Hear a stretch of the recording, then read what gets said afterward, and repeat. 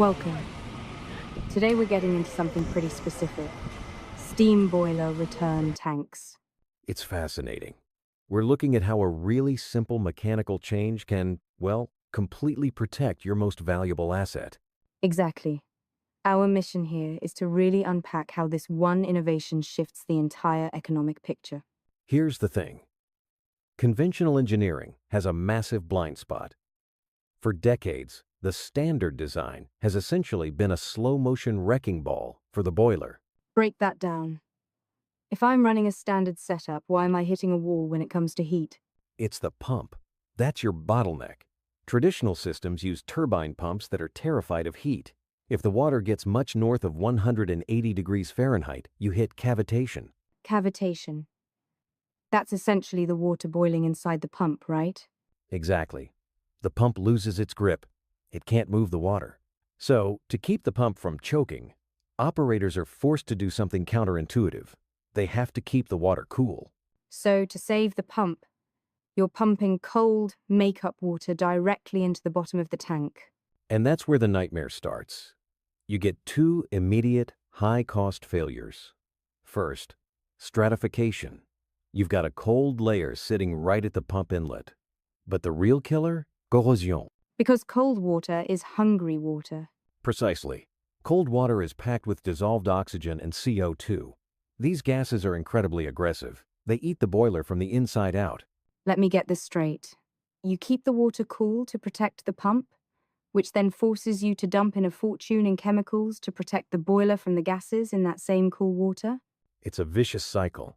And any steam returning from the plant? You can't use that heat because it would overheat the pump. You have to vent it. You're literally watching money drift out of a rooftop vent.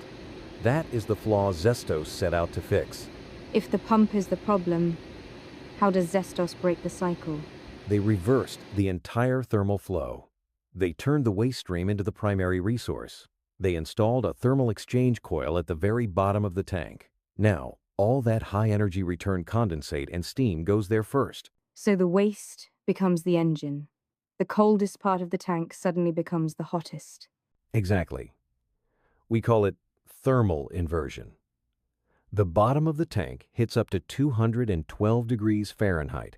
And that temperature is the magic number. It's the kill zone for gases. At that heat, oxygen and CO2 are forced out of the water instantly. They bubble up and vent out. You're using physics to purify the water instead of a chemical cocktail. When iron and oxygen meet in the water of return tank, it creates a rusty taste. Removing dissolved oxygen from the water eliminates the subtle metallic taste in the steam. Wait a minute. Are you saying that the taste of the steam affects the taste of the food?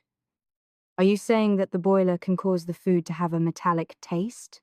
Precisely, especially in food and beverage processing where direct injection steam is used. If the steam is carrying those corrosive byproducts, it's going right into the product. By fixing the physics of the tank, you're not just protecting the equipment, you're protecting the flavor profile of the brand. That's a huge hidden benefit. But 212 degrees Fahrenheit water would still shred a normal pump. How do you move water that's literally at the boiling point? You don't use a standard pump. Zestos uses a Grundfos vertical multi-stage pump. It's a beast.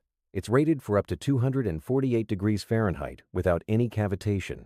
I'm guessing that's not a budget component. It's an investment in quality components to protect the massive investment in the boiler. That, plus a modern microchip controller instead of an old float valve, gives you precise control. Let's talk brass tacks. A plant manager is looking at the price tag for a Zestos upgrade versus a standard tank. The ROI is there on energy savings, but is that the whole story?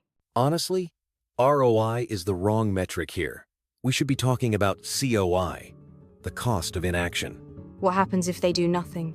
If a boiler fails due to thermal shock or corrosion, you aren't just looking at a $20,000 to $100,000 repair bill. You're looking at a dead production line. In many small plants, downtime costs $5,000 to $10,000 per day. Per day? Yes, even a week of downtime would result in losses far exceeding the repair costs. In other words, the logic is that the Zestos system pays for itself many times over, not just through daily fuel savings, but by preventing even a single catastrophic failure. Ah, so this isn't just a simple efficiency improvement device, but rather something closer to insurance that protects the fate of the entire plant. In the end, it's a choice between chronic instability or optimized physics. The old way fights the laws of thermodynamics. Zestos leans into them. It's a cleaner, quieter, and significantly more profitable way to run a plant. It really comes down to the fundamental design philosophy of the tank itself, doesn't it? That's the heart of it. Conventional return tanks are designed to optimally mix cold water, primarily to prevent pump cavitation. They are essentially built to stay cool at the expense of the boiler's health. In contrast, Zestos is designed to supply water as hot as possible. By prioritizing that heat, you're not just saving energy, you're finally giving the boiler the environment it needs to last. Thank you.